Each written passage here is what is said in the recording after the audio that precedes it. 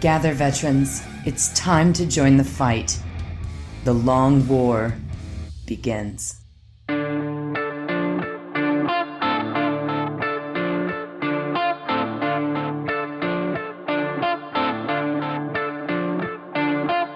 This is The Long War. I'm Rob Baer, and joining me once again are my partners in crime, Kenny Boucher, Mike Haspel, and Wyatt Turk. What's up, guys? Yo, dog, great to be here. Greetings and Felicia Day. No, what's going on? I think you said that wrong, Haspel. Yeah, probably. It's impossible. I know what you meant. I get you, man. I get you. Let me just touch my face while I talk to you guys in our intro real quick, guys. Just such a hipster. That's just a low. That was a low key insult because Rob now 100% of the time since he's come back from his hiatus finds some way to touch his face and obscure his voice while bringing us in. Oh, He doesn't even have a mustache to like smooth down. I mean, we're all good at something. I don't know. I'll let you know what it is when I find out. You are really good at doing what I just described. Oh. Give me a fucking A on that. It's I think it's subconscious. I don't realize I'm doing it. I mean, if I had a fake piece, if I had a Halloween costume on my face at all times, I would be touching it subconsciously too. You mean like an Edgar suit? Yeah. Oh. Yep. Okay. That's good. So this is the first Thursday podcast of Orktober. Yes. The prophesied time has arrived. So that means It's upon us. A lot of juicy nugs. Oh yeah. lots of nuggies. But it means we did a full month, our first full month in the books of Thursday podcast. Has it been a month already? Yeah. All of September. Feels like a year. I mean, months are longer. time now. has no meaning in this place. Yeah, I measure time by how many showers a month I take. There you go. Right now it's 2.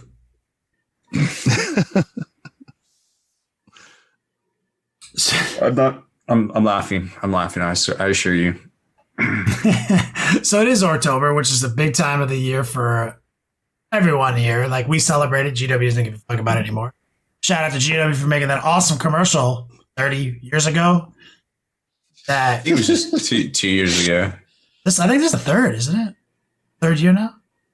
Third year of Orktober. Man. Well, it's the second year that we have co-opted Orktober. We own it now. Anytime in the future that GW says Orktober or prints it, they owe us a nickel. Got it. I'll hire a legal team. Pay them with those nickels.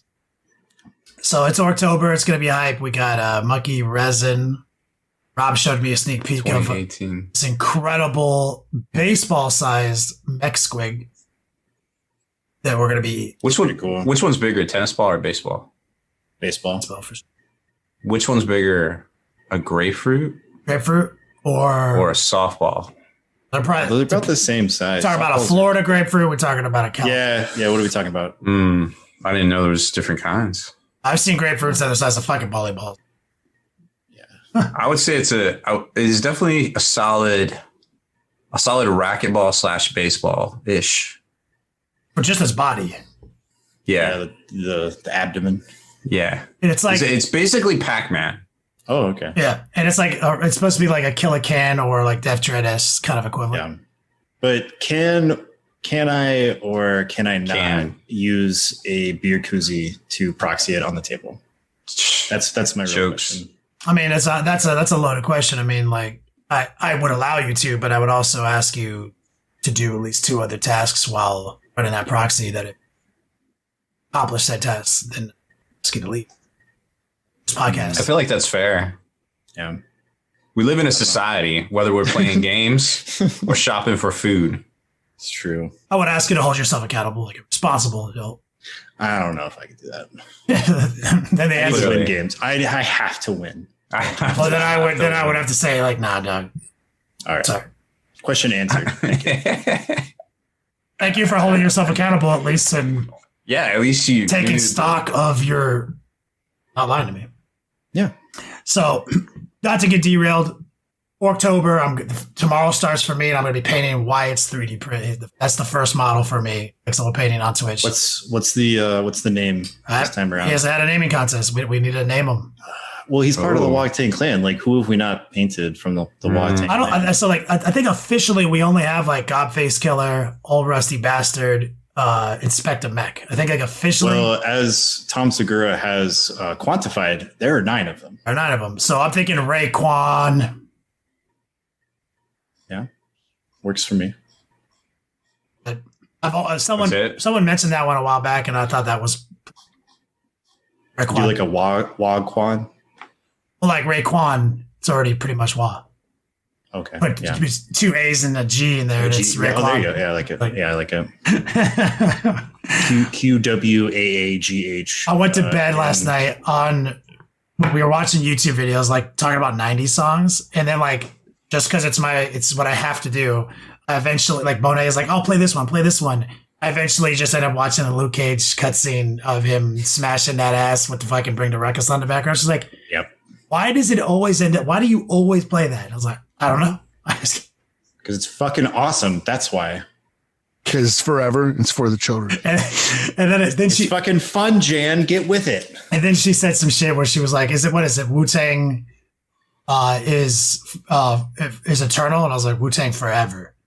She was like, oh no, she said, it's a solid try. It's better. She goes, Wu-Tang for life? I was like, no, Wu-Tang forever. She's like, what's the difference? I was like, life ends. Forever's forever. She was like, oh my God. And then she was like, dope. She was got. So like that literally happened last night. Like 3 hours of October. So that's how hype I fucking am right now. Nice. I think I'm gonna do my sci-fi arc on Saturday too, because I made you your custom Wog-Tang clan version, and then I have my guy, Lord Chungus. And your Wog-Tang is red, right? Wog-Tang is red. Who are the blue guys? Luda's the Death Skulls. Death Skulls? I might do Death Skulls for my guy. I thought you meant like what rap group was blue, and I was like, Ball Tags and Harmony, maybe? I don't know. My orc is not Blue Men Group. There was that other song that I'm blue. Yeah, it goes on Eiffel, forever. Whatever. Yeah, the Eiffel something. Yeah. How do we get Eiffel here? 65? Eiffel 65. There you go. I want to say 69, but you know. You know what really pisses off your office mates is when you put that on a loop and then like go to lunch. They just don't know. Yeah, you might get yelled at when you get back. That's fair. I feel like. Gonna be a stacked month of content, orc related, of course. But having said all that, I think we might do an exclusive too. Oh, okay. Oh wait, there's gonna be exclusive. Maybe exclusive figure. I got this.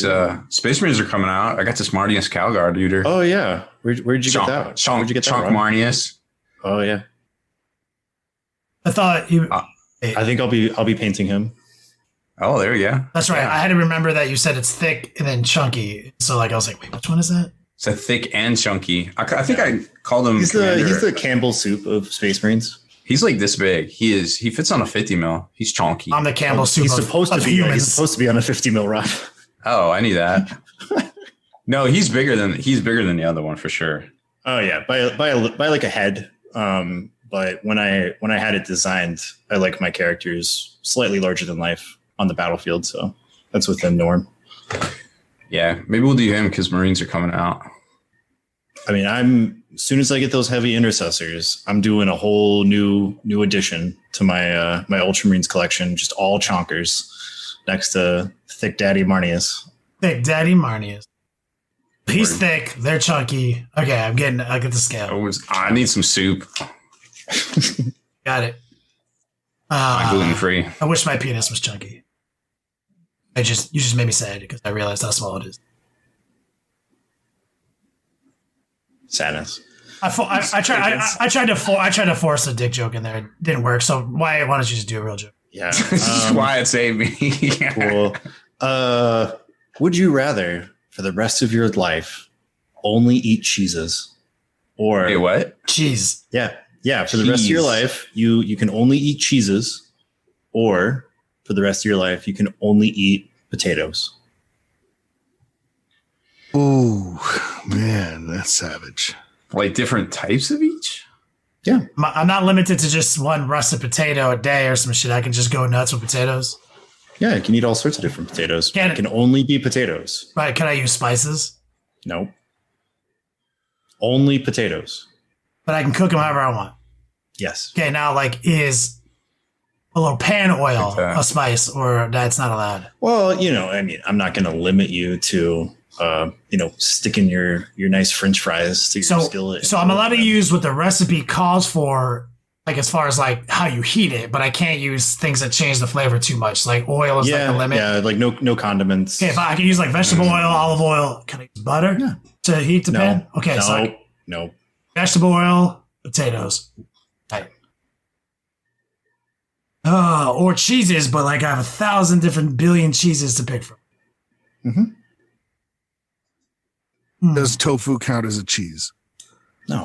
Ooh. Does it count as a potato? We're not getting into a what is debate again. The last time that we talked about that, it set the internet on fire with Miracle Whip. Spec in chat is like potato oil only to cook potatoes, potato water only to boil potatoes. Okay, we can do better. Well, my potato. So what you're saying is the potatoes are bland. They're definitely bland. Okay, so I will say this. If you ever do the potato diet, you would really be surprised at how fucked up your palate is with all of our modern food, because part of the potato diet is you can basically only use like a little bit of salt and pepper and no condiments. And then it kind of resets your tongue after a month or two. And a month or two? Well, I mean, yeah, like I've thought about doing it, but the only person that I've seen talk about it publicly is this is like Kevin Smith from Jay and Silent Bob. Yeah, that's right. Yeah, you lost. Yeah, so that's how he had like a massive heart attack. Almost died. He went on the potato diet for a couple of months and lost all of that fat weight. And the interview that I saw, he was like, I did it for like 2 months, and then when I came back, like you'd be surprised at how good just regular food tastes, because you reset everything, because I mean, it could call it a reset, or I've been eating fucking turds for a month and everything literally tastes good now. So no, but I mean, it's like the difference between cured and uncured bacon. Like you don't realize how good bacon can actually taste if you only have ever had like over salted cured bacon. Not to go too far off subject, but when Kevin Smith was having his heart attack, his wife called him and he said one of the most baller things ever. He said, he told the doctor, tell her I'll call her back. Oh, nice. I was like, damn, like serious, dude. You're on the freaking operating table having a massive heart attack and you say that? And I was like, what? But anyway, because my choice has already been made for me. I don't even have a choice because I'm such a diehard Lord of the Rings fan. It's got to be potatoes. I knew it. Yeah. Boil them, mash them, stick them in a stew. Yeah. So potatoes for me. All right, LT, that's exactly what I was thinking. He's like, I'd be happier with cheese, but I'd live longer with potatoes. That's currently where I'm at with my... Is the genie going to apply like dietary like? Oh, it's always the same consequences. Yeah. Get the nutrition you get from what you eat. So potatoes are actually been proven that like you can sustain your life. Cheese, however, good luck. Have you seen the documentary about Super Size They Me? got stranded on Mars and had to survive? Yeah, it's a documentary. Yeah. Yep. It's filmed in real time. It's great. I would also pick potatoes just because, like, I don't think I could make it a week. If like all I ate was cheese for a week, I would shit myself on the inside. Yeah, and here's another thing, right? You can distill potatoes, you can't distill cheese. So, boom. Can't use. You totally can make potato vodka. It's true. I mean, there's also the other side where there are some cheeses that can grow hallucinogenic fungus. So that's also truth. Fun. Yeah. One of them is you're eating fungus on a cheese and shitting yourself on the inside, and others are just getting drunk like a hobo. Yep. Suck up all that ergot. and then run around for Saturnalia. Hooray! But can I still? What about my? So you never said anything about drinking restrictions. Am I still allowed to drink? Yeah, but you can't game it by having like milkshakes. Only water or something. All right. You can drink whatever you want as long as it's not as long as it's not. As long as it's devoid of nutritional value. Yeah. Like Yeah. I'm not a monster. You can still have bourbon. Like, come on. Oh, thank God. It's holy. Jeez.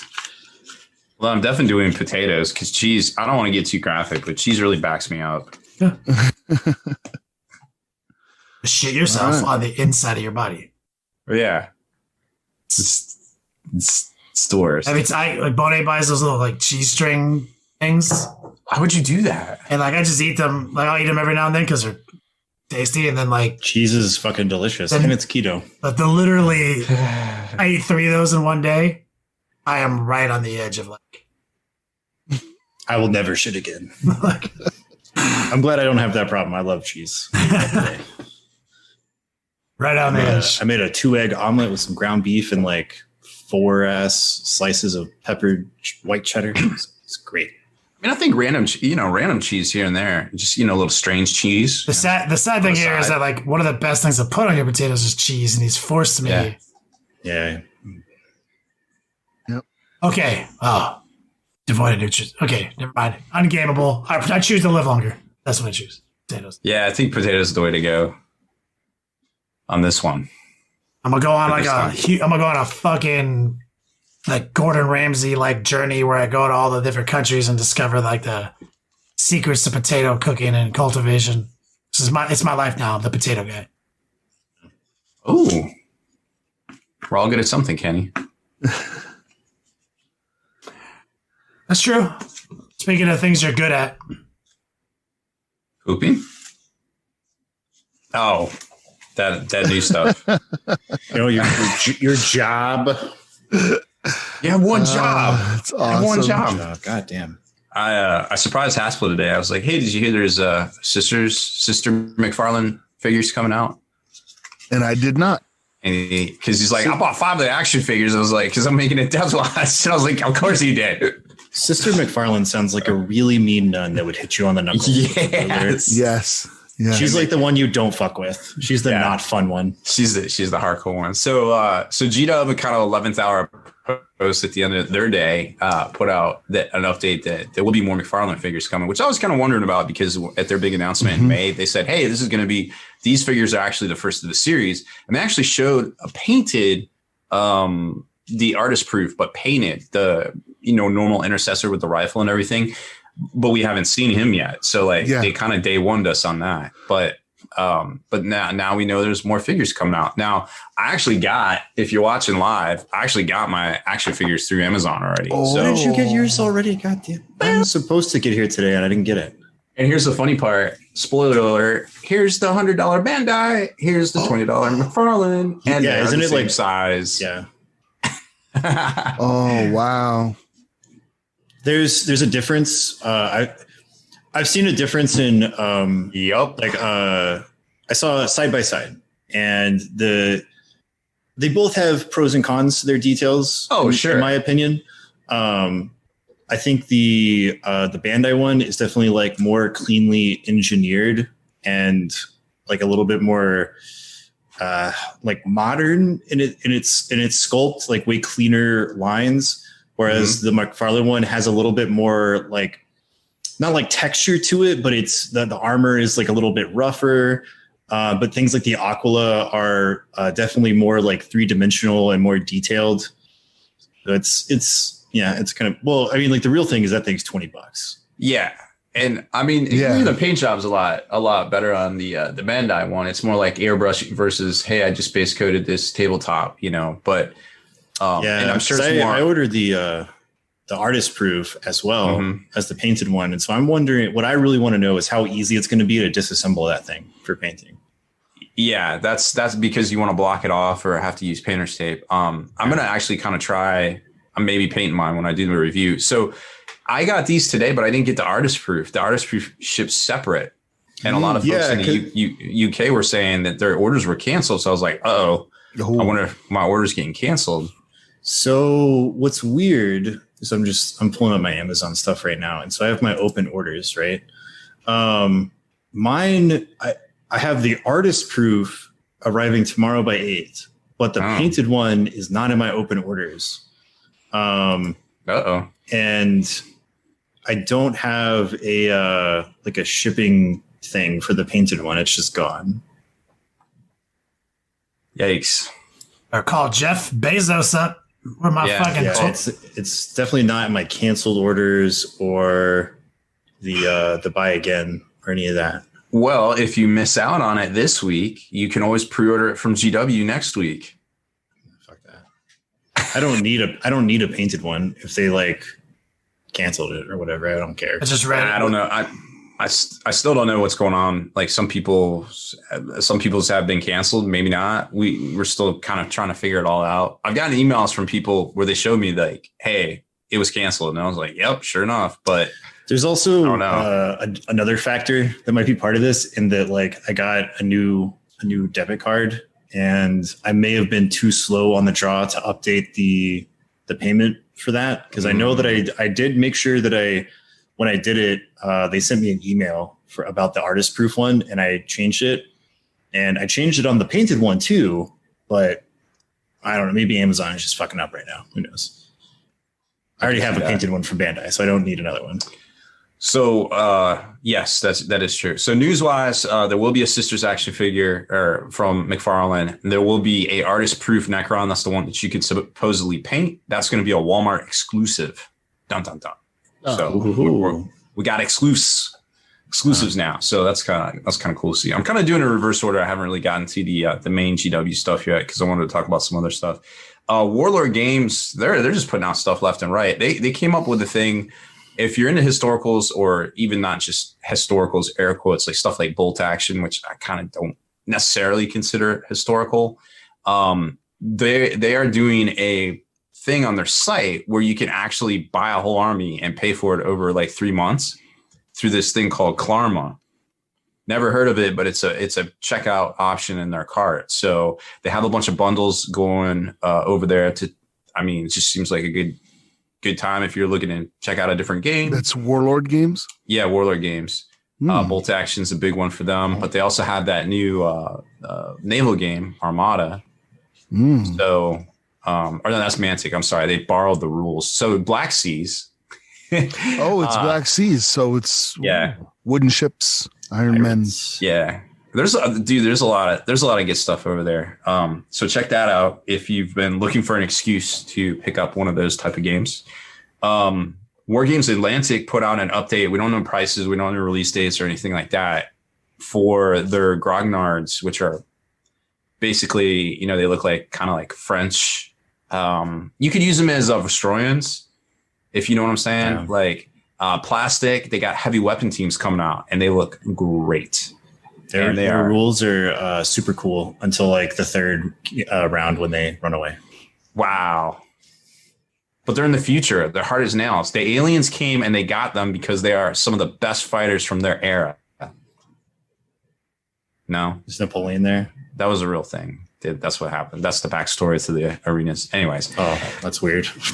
Yeah. I mean, hey, there's time periods where everybody has a rise and fall. If you pluck them at the peak of perfection, then you get a really good fighting force.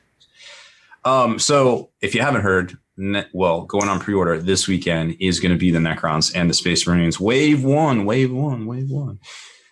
Kicking off the Necron release will be the Silent King. He is $150 this weekend. I'm never going to financially recover from this. I literally just spent a lot of damn money because I thought that was coming at the end of October. Like pre-order at the end of October and then buy it in November. Nah, son. Womp. They got you. I think JJ made a call because you quit watching his show. That's what happened. I'll show him. Damn it. I think he got. I'm gonna have to pace my hobby. Well, they're gonna put them out in waves. There's 11 Necron new items that we know about. Wow. Like it's gonna be a while. So Anyways, Silent King, $150. The Doom Stalker, that's that like tripod, but not tripod. It has 4 legs. Walker thing. That's $40. And then the Locust Heavy Destroyer, which looks pretty cool. Straight out of the art book of Just Goodwin. The Destroyer with the absolute dump truck ass. I mean, gotta have them. I need one in my life. I want to paint it. It's so cool. Well, fortunately for you, it's $35, which doesn't seem too bad. Hopefully, it's a little bit. It's hard to tell what size base. It's actually a pretty good price for a big model like that. Anything under $40, free. GW money. Yeah, it's exactly. In GW money. I don't remember because the Chaplain's 35 too, right? Chaplain is 45. 45. Because he's on bike. Yeah, I mean it's still cheaper than the Orc Mega Boss from Age of Sigmar, who's a smaller model for $50. Oh, that's true. He is one of the more pricier ones. And then the Batmobile, the Primaris Invader, is $40. The turret is $35. The Firestrike servo turret. And then they have some getting started magazines that come with like 2 push fit, 1 Marine, 1 Necron. Those are $15. Codex Space Marines is $50 now. A lot of folks were like, wait, the price went up, but I'm pretty sure the last Space Marine book was $50 too. Well, they also put 3 codexes in there too. Yeah, they kind of crunched pretty them good together. value. There's 4 books for the price of 1. Plus, you get a digital code of some sort that works with the app in some way that we don't know yet because we haven't. Well, Rob, it won't work because the app doesn't work. I mean, allegedly. I've been really positive about this app the whole time until the new iPhone update, as me and Haspel talked about the other day. Yes. And I've uninstalled, reinstalled, signed out, signed back in, and straight up what I have is an app that I pay for, and I can see all the data sheets. Yeah, press them. Oh, nice. Like, Yeah, you can't interact with them.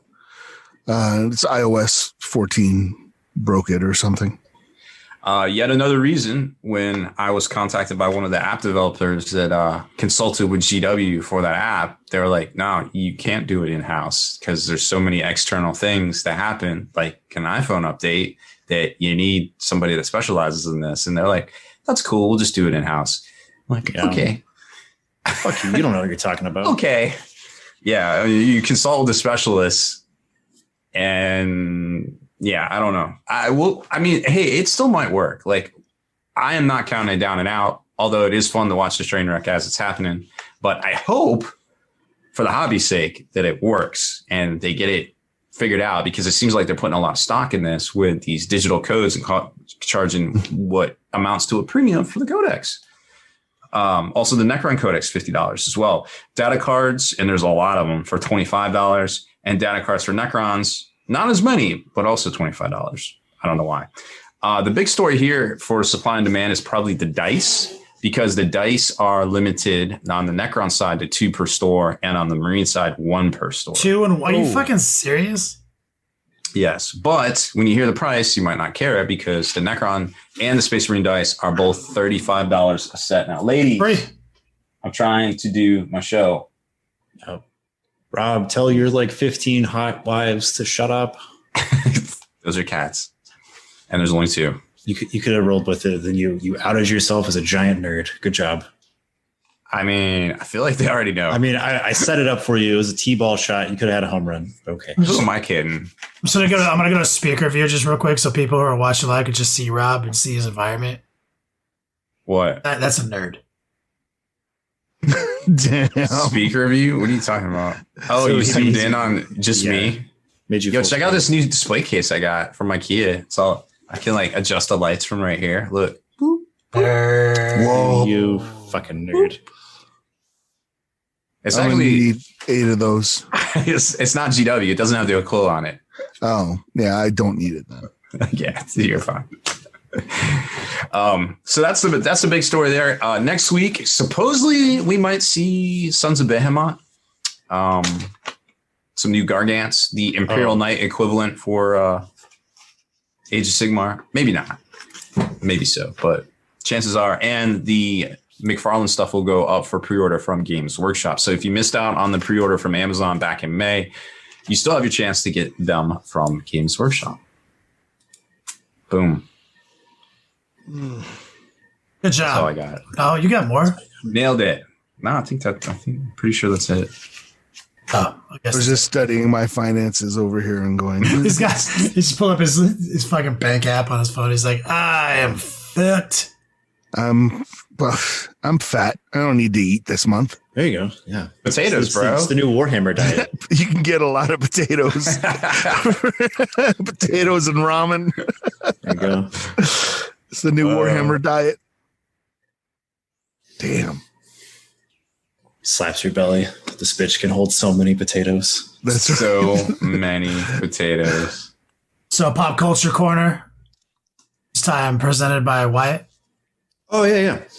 So I started playing an old new game. It came out last year, but I'm playing it now for the first time. It's called Control, and it's made by 505 Games. You can get it on Steam right now or on console. It's $39.99 for the Ultimate Edition. It has both of the expansions out because it came out in like early 2019. It's a little bit strange to describe because it's a single player, heavily story driven game. It's exceptionally well written. I think it won a bunch of awards. And it's like if a game about the X-Files, the Twilight Zone, and the SCP files were like mashed into one thing and put out as a game. It's really, really cool. You play as this like really badass chick who finds the building for the Federal Bureau of Control, and sort of like the CIA X-Files division or the SCP Foundation. And their whole thing is they seek out oddities and otherworldly or extraordinary events or objects that do abnormal things, and they keep them contained and hidden away from the public. So this entire organization is very secret.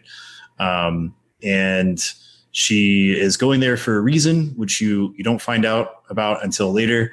And it's also a very like cerebral game. Like she talks to the player as sort of like a voice in her head, which is another like call to a lot of the abnormal things that have happened. And basically some shit has gone down at the Federal Bureau of Control, and some things have gotten out and some things have gotten in.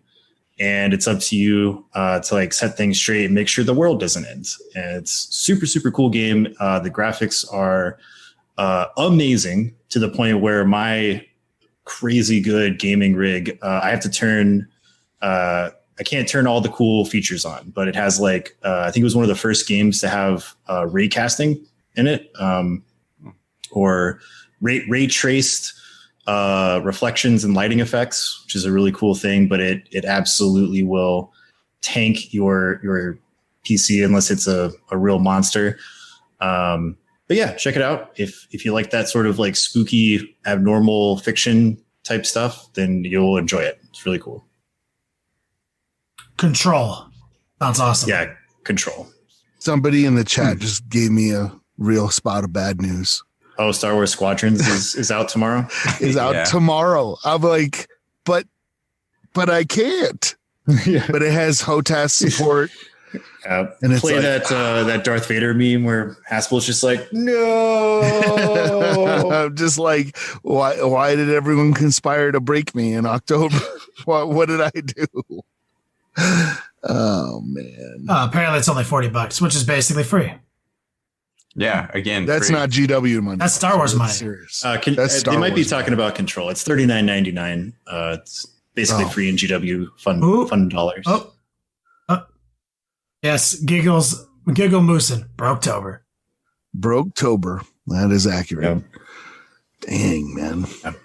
I might be buying a house this month. Fingers crossed. Broketober 2.0 right there. Extra. You're going to spend like an extra 10 G's just on rando shiz.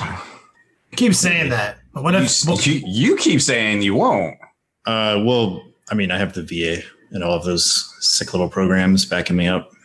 No, I mean like just on stuff. What kind of stuff do you buy? Why do you assume that I have to like fully like I have to buy everything from the Home and Garden magazine? You need curtains. What? Yeah, Curtains are like, expensive. I can go to fucking Target and get curtains. They're gonna be expensive. They're not that expensive, Dom. They are more expensive than you think. I've bought curtains before. I was gonna counter you on that, but then as I think about it, I've never bought curtains in my life as an adult. So there's also an maybe you're right. You might be right. Like just I have like 6 towels already. Six whole towels. Yeah, That's all you need. I live alone. What do you? You got. I have one for like every. every day of the week, and then I do laundry for the 7th day. It's not that hard. I mean, shit, you can get away with 5 towels. Take 2 less showers. I mean, when I was in the army, I had 1 towel because that's what they issued me. Until I met Bonet 8 years ago, I literally had 1 towel because they don't get dirty when you really think about it. You clean your body and you're just drying yourself. Like I'm living that bachelor life. I have 2 plates and 2 bowls, so I don't have to do dishes that much. Wait, what? No, you get more. That's for you get if more people dishes. come over for a gathering, I give those fools paper plates because I don't want to do all those dishes. Exactly. Just throw them away afterwards. It's a subtle way of telling people they're not welcome there. Yeah. Eat your food and get out. Mike, how many? Hey, let me ask you a real question. How many garden hoses you got? I do not have a garden hose. I'm pretty sure I can get one for $5 at home. Now, at the food and stuff, you can go get one. Also, and you can get food. Why do you think I'm going to be doing lawn care? I'm going to pay somebody. You're going to need a hose for what? For water. What are you watering with this hose? I have it'll have a sprinkler system, and then I will pay somebody to come twice a week and take care of my lawn. All right, you win. All right, like, dude, where are you buying your curtains from? I want you to look in the background of Wyatt's video, and then look at the background of Rob's video. Yeah, this doesn't count. Rob is a hoarder. No, this doesn't. This is for show. That's just your. Yeah. There's milk crates on the other side of the and so camera. Why it's just for a show is that's the most decorated part of his house that you're for reference, that is a towel. Yeah. That's the same towel. One towel. That is one of my 6 towels. That he plans on using in the morning when he takes a shower. Because it's really not that damp. It's still fine. All right. And that's that couch you got like what, 6 years ago? Oh, my recliner? Yeah, it's seen better days. Yeah. I mean, like, it still works. Yeah. I'll be getting a brand new one because I have some family furniture that I have inherited. Wazuzu, a tasteful decorative throw towel. Yeah.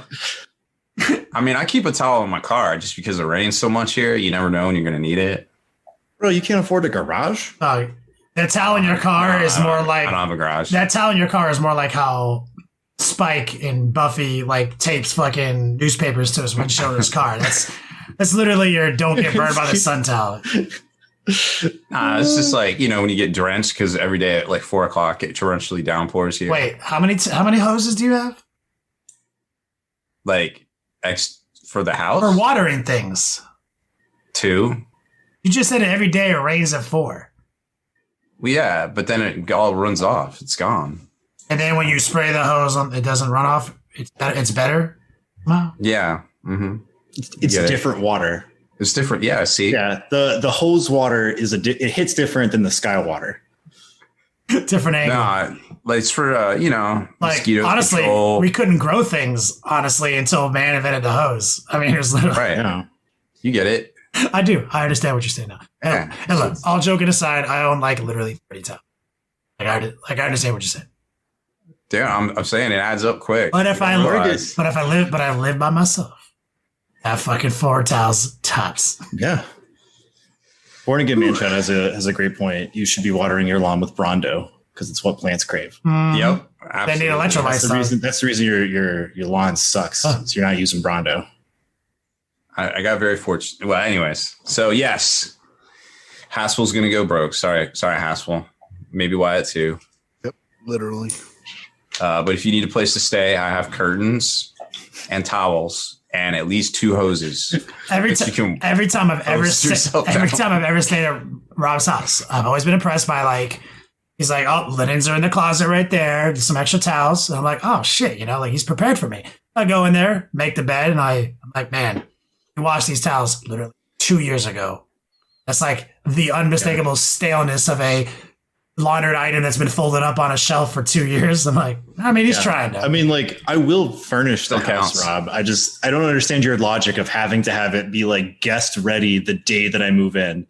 Like, I can spread those purchases out a little bit, Or never make them like a grown up. Like, why be responsible with your finances? Yeah.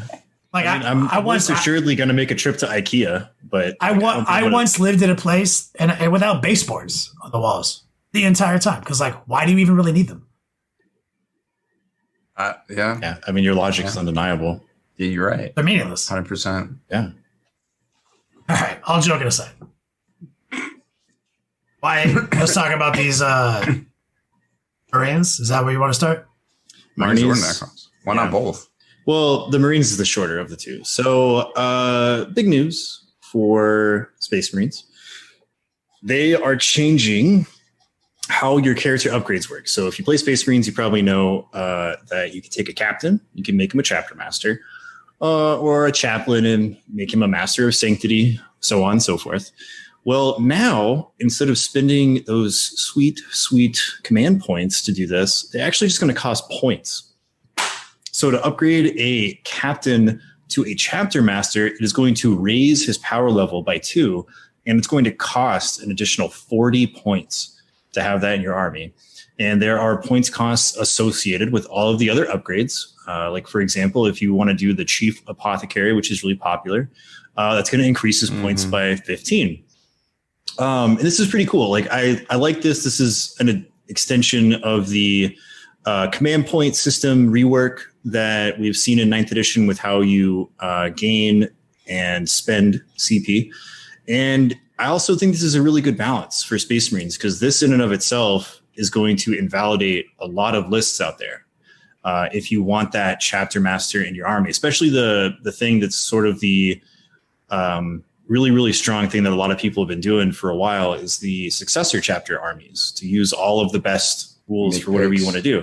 So it's like, if you want that chapter master, like, you're going to have to take some other stuff out of your list, because that's 40 points more expensive. To comment on it objectively from far away, two things come up to head. Like, right out the gate, it's a new it's like we had a currency that was new to us, right? We had command points. A new currency to access our paywall for ability. Special rules like stratagems, right? A unit has its ability list, has its characteristics, and then this other cool thing, right?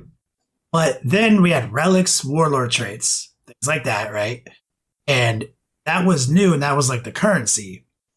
And we had all these ways to game how much currency we could generate, and it was kind of like unlimited farming, go nuts, whatever. But now that they've clearly like focused down and distilled the purpose of this currency, and really, at first it's like, oh, you get 12 command points, look how much you get. It's like, honestly, most competitors that I know, that's less than we used to use, right?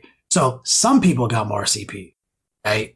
Now what it's done is it's kind of said, hey, you could play a mono build and have more CP, because you had to do triple battalion and shit like that to get up high. Well, now it's saying, like, you don't have to do some weird shit. Here's 12. Well, 12 is kind of, honestly, with all the things I'm trying to do with my modern list right now, it's light. Even though I get one back per turn, and it's technically at 15 or 17 or 15 or whatever, or 15, 17. God, I can't do. It still feels light because It's 17. because you have to wait. You have to kind of wait. So I like that they thought about that a little bit. They're like, command points are for stratagems. Command points are for your paywall of dope ass rules. There's some relics, there's some warlord traits, but these like upgrade stratagems you buy pre-game to make your guy more baller, that's an upgrade that's too much. Like, we don't want, we know you want that, but but now you're compromising like these two currencies. So we're going to push the currency back to this side. And I think that's a strong game decision. I think that's a really smart move with the now 12 as our baseline. Yeah. It helps a lot too, because Space Marines are one of those factions where they can get a lot of free command points, where they're so modular in their list building. They can fill out a battalion like crazy easy and still have an amazing list. And then it's like, oh, I'm just going to put Marnius Calgar in here. I get additional 3 or 4 CP, so you start with like more than 12 at the start of the game. I also think this is great because like with the way that Space Marines interacted with CP in the previous edition, and even in this edition, It's almost like taking a captain and turning him into a chapter master for the 2 CP is basically free in their like CP economy for Space Marines.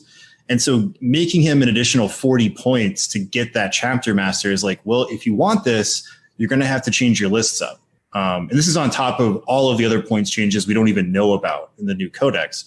Or it's just going to be a nerf because you are going to keep him as a captain and have to only have the reroll ones, things like that. And so like one thing that I was really hoping when this new book comes out is that it takes all of these Space Marine lists that are kind of in a broken state with having their old decks and the Psychic Awakening stuff in this new edition that where they haven't been balanced yet by their new book. I was hoping that it would take a lot of those lists and break them up and create like a new status quo for Space Marines. I mean, this instantly does that. And also on the other side of the coin, where, maybe they're are used to getting more CPs than normal, and then they can spend them with absolute recklessness on a lot of these things.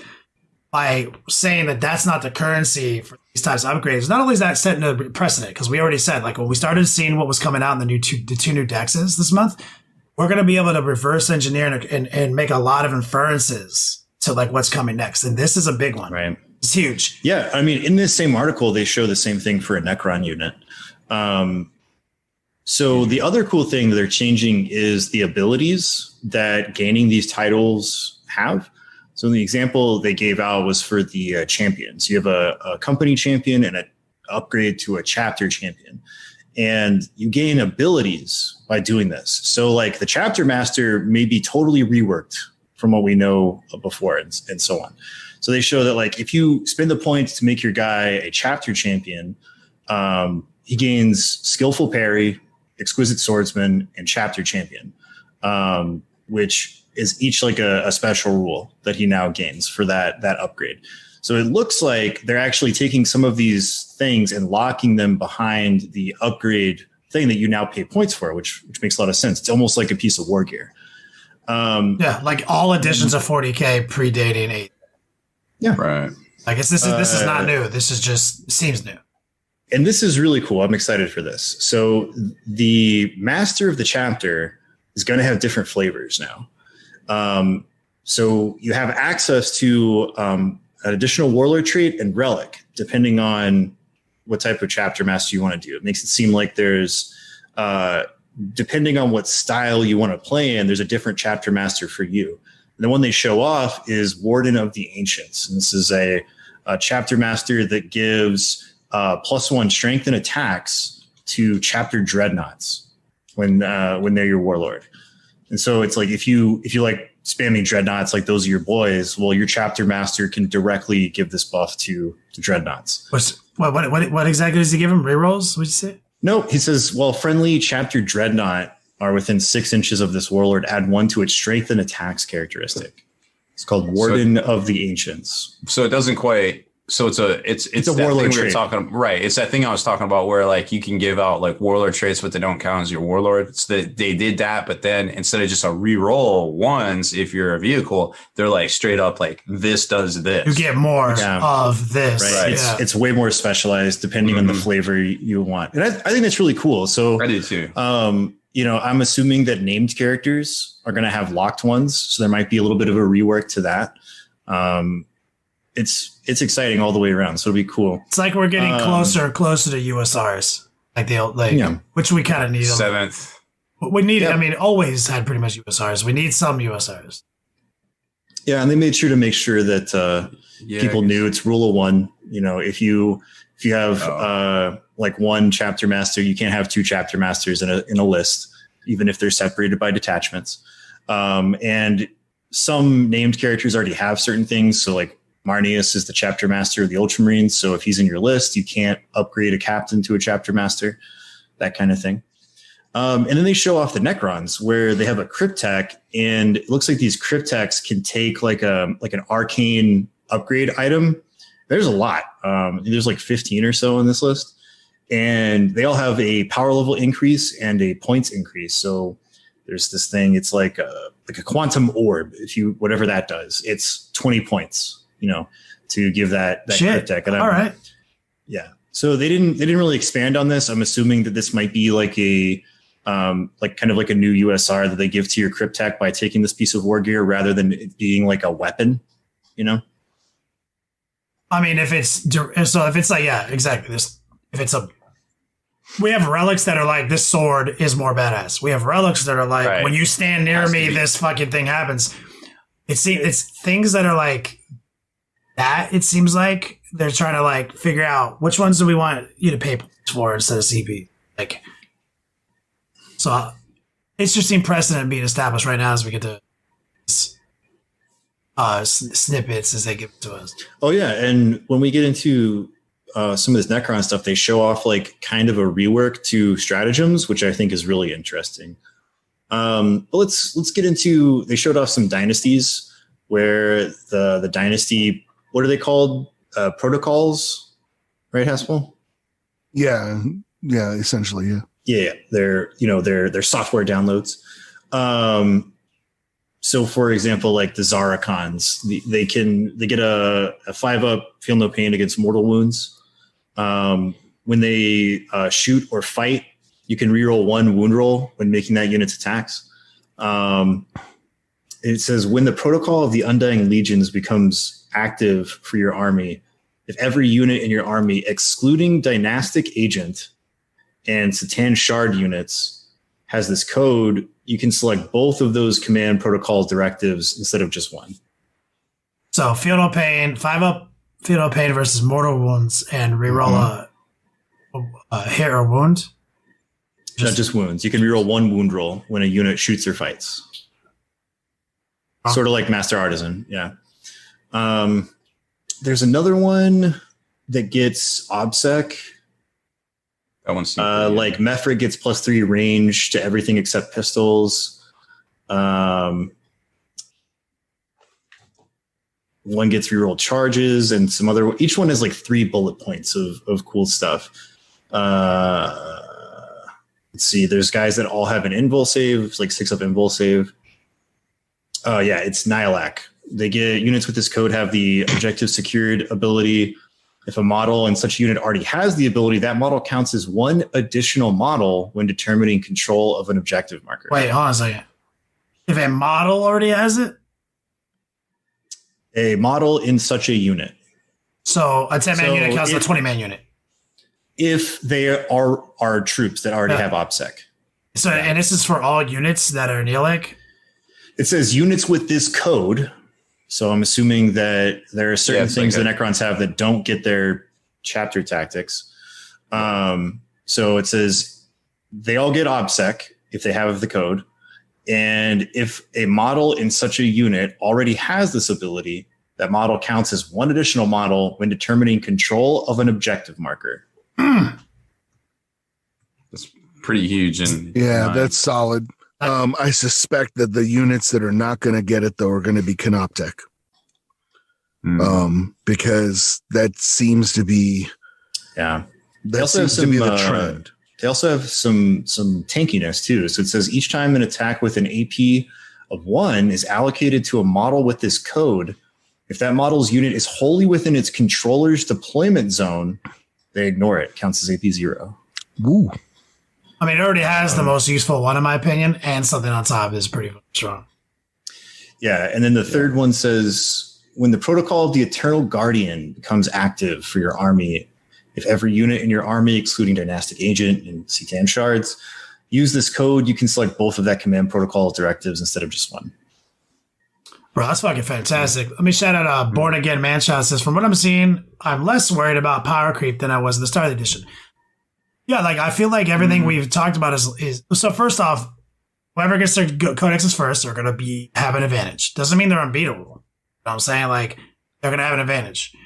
That always happens. That's historical. But these rules, to me, right now, they sound very fucking reasonable. Like these precedences and these tweaks associated with like the other things that have occurred, like power, or like point levels have gone up. The way we play the game, so we're getting more wounds, but things are getting more deadly. Like, I think that's a safe assessment. Yeah.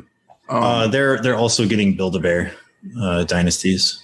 Yeah, that seemed good too. Well, I want to make a point about the first out of the gate too. Keep in mind, in 2017, nobody really played Space Marines at first. I mean, there was Gilliam and Gunlines, and everybody had Storm Ravens, but there was a hot minute from like 2017 all the way to the end of 2018 that it was just like straight Smash Captains, Blood Angel Scouts, Guard, and Knights. And that was kind of what you saw for the most part. That was the first list. And that was the official list of 40K.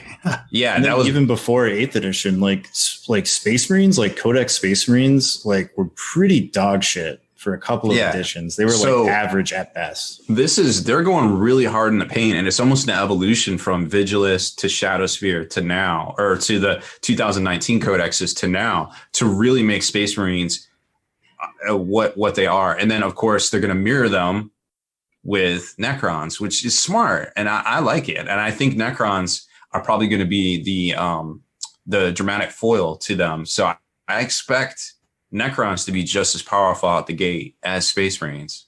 No. I'm hoping. I mean, I want all factions to be spicy in some way. Yes. I want the Privateer Press model. If everything's OP, nothing's OP. Yeah. I think we're already there for 40K. Well, I mean, so like with 40K, we're in a system where there's always going to be things that are greater than and things that are less than. Right. But like that's just their model, right? And if you can't get behind that, then 40K isn't the game for you. It's been that way for 20 years. But what I would like to see is like every faction be respectable when you see it across the table. Like you need to respect that faction because they do have some good stuff. And it seems like Necrons are going to come out and they're going to be real spicy. Mm-hmm. I'm really impressed. Real quick, I want to jump in the chat. Will of the Way with a hilarious comment says, "How's my favorite /fiction targets doing today?" Are you indicating to me that you write fan fiction about us doing it? Is this some like 4chan yaoi fanfic about the Long War? In which case, if you say, yeah, that's what I do, I would like to read that, sir. Oh, yeah. Mine on the top or the bottom. I mean, everybody knows Rob is a power bottom. He generates dust.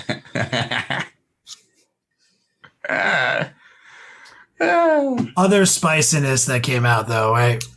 Oh, yeah. So they kind of talk about the Silent King, and he's got those floaty shieldy rocks.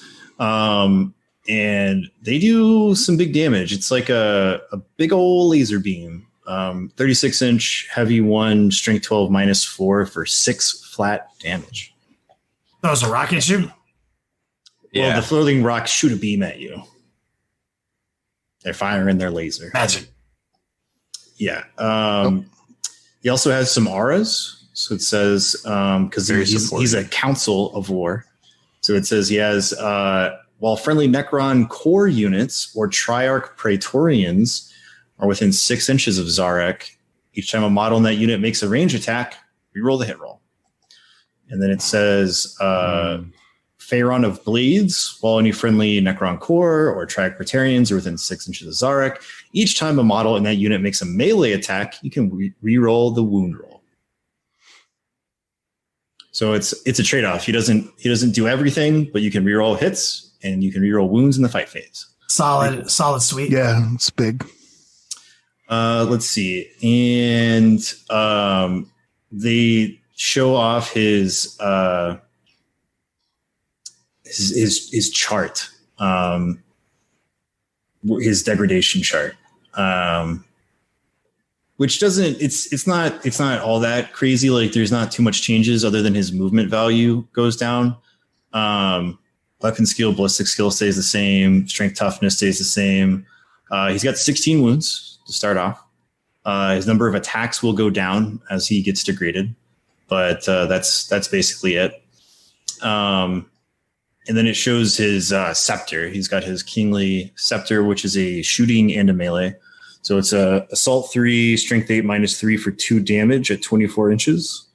And then the melee is strength +4 -3 for 2 damage. And he is strength 5, so he'll go to strength 9 when swinging. Beast. That's pretty decent. Yep. Yeah, he seems to be more of a support type character. Mm-hmm. Like not necessarily. I mean, he fucks in close combat, dude. Like, well, yeah, but he's got to get there because like his sliding, he's 8 inches on that chunky. What do you think that is? Like a 130 or a 160 millimeter base? I don't know. He's probably pretty big. Yeah, he's a chunk. I don't know. I'm interested to see. I mean, I want these big ass like super artsy models to do well on a tabletop. Oh yeah, and I think he want will. him to do well. I think he's going to be awesome. I mean, like he's got other things like these generators where it says at the start of the fight phase, if there are any enemy units within engagement range of Zarek, then until the end of the phase, those units cannot fight until after all other eligible units from your army have done so. Yeah, that's real nasty. But that's the thing. Like, you know, I think there's still some questions we got to see. Like, does that extend to his little rock thingies or him, or what's his size base? Like, how much can you lock down? Can you just weight him in the middle of things? You know, because that would be pretty huge. He's a unit. So the rocks are called menhirs, just like an old word for like a ritual stone. Their movement never degrades. It's always 8 inches. And they don't degrade. They have 5 wounds apiece. So I'm assuming that you can allocate wounds to those before allocating wounds to him because it's a unit. Right. He's got a lot of tricks. What's his save characteristic? What does his save profile look like? God, Cat's just knocked over a chair. He's got a 3-up save. Running riot. Yeah, 3-up armor save. It does not say... Since they refuse to show the full data. So we can't see his abilities. We don't know if anything confers some. He probably has some models. Yeah. I mean, these guys typically have a 4. Mm-hmm. So I'm expecting him to be really fucking hard to kill, and he definitely fucks in close combat. Oh yeah, yeah. Sorry, he starts off with 6 attacks, with a strength 9 -3 for 2 damage. I mean, that's like tailor made to wipe squads of Space Marines. Hitting on 2s, wounding on 2s. Neg 4, you said? Yeah. Melee, it's -3. -3. So Still. Yeah, he fucks. That's awesome. Any other rules that we have? yeah, he can attempt to deny 1 psychic power, as if he were a psyker. So, and this is also a once per battle thing. He can alter your command protocols. It says if he does, the command protocol that you did not assign to any battle rounds before the battle becomes active for your army for that battle round instead of the one you assigned to it. Is a really weird sentence. I don't know how any of these protocols work. I mean, he seems kind of like a knight to me. Like he's a beast. A shitload of complex abilities that fucking you have to kind of look at the situation and be like, Yeah. And I mean, I'm assuming that based on his like wounds chart, like the vehicle kind of chart thing that he has, degradation, they'll probably have like monstrous creature and it'll be a unit. And the menhirs are the thing that can fire the annihilator beams. So he has 2 of those. And it looks like if it's a unit, then you can apply wounds however you want. So it's like 10 ablative wounds that you can put on him while he's, getting into position. So 26 wounds total for this unit. Yeah, and he doesn't start degrading until he has 9 wounds left. 8 wounds. So when he hits 8, so half of his total wound count, that's when he gets his first degradation level. And the only thing that changes is his movement and attack characteristic. oh my God, I can't wait to see the rest of his abilities. Because right now he's a fucking beast. Oh yeah, he's He's going to be a hard motherfucker to interact with. Yeah, I'm trying to find the thing where they show off a little bit about the Void Dragon because he gets that cool. Oh yeah, he can only take 3 wounds per phase. Oh yeah, he's got the Gazgul rule. Except his is better than Gazgul because Gazgul can take 4. My man only takes 3 wounds per phase. Yeah. Oh. Where is this boy? 10 shard. Yeah, so movement 8, hits on 2s, strength 6, T7, 9 wounds, 5 attacks, 10 leadership, 3-up save. And then he's got the Spear of the Void Dragon. So Heavy nice. 1, it's 12-inch, heavy 1, strength 9, -4 for D6. Each time an attack is made with this weapon, if a hit is scored, draw a straight line between the closest point on this model's base or hull and that of the closest model in the target unit. Make 1 wound roll against the target unit, and each other unit this line passes over. Each time an attack made with this weapon is allocated to a vehicle model, that attack has a damage characteristic of D3 + 3. 3 up armor save, 4 up invul save. This model cannot lose more than 3 wounds in the same phase. Now imagine that the Nightbringer or even the Trickster, whatever his name is, forget. The Deceiver. Yeah, Deceiver, yes, has similar rules. That'd be cool. Yeah. I mean, it looks like this guy hates vehicles. So his melee weapon has kind of that same thing where if he attacks a vehicle, it does D3 + 3 instead of D6. And it's strength 9, -4, D6. Got 5 attacks. Really nasty. And then Holy shit, man. Matter absorption. At the end of each phase, roll 1d6 He heals for one? each enemy vehicle model destroyed as a result of an attack made by this model or a C10 power used by this model that phase. For each 2-up, this model regens 1 lost wound to a maximum of 3. Oh gained my wounds per fucking phase. god. So you can only lose 3 per phase, but you can also gain 3 per phase. Per phase? Yeah, it says If you kill a vehicle. yeah, when you kill a vehicle, you roll a d6 for each enemy. For each 2-up, this model regains 1 lost wound. So if you kill 3 vehicles on a 2-up, you can get 3 wounds back, but no more. So he's screenable. So you can sneak up, then break free, go with the 3 per phase. So like if you do it right, you're not gonna get shot at all. Then you're gonna jump into a fight. You're gonna fuck some shit up. They might hurt you. They can only do 3 wounds. When do you tally for the regen? Next turn? At the end of each phase. Okay, so I don't get shot at. I break 3 from the line. I hit my charge. I'll fuck your shit up. You pile in. You do 3 wounds to me. The phase is ended. Doesn't matter because the second I had ace 3 dudes, 3 models or units. It's a vehicle. Oh, it's vehicles only. For each enemy vehicle model. Right.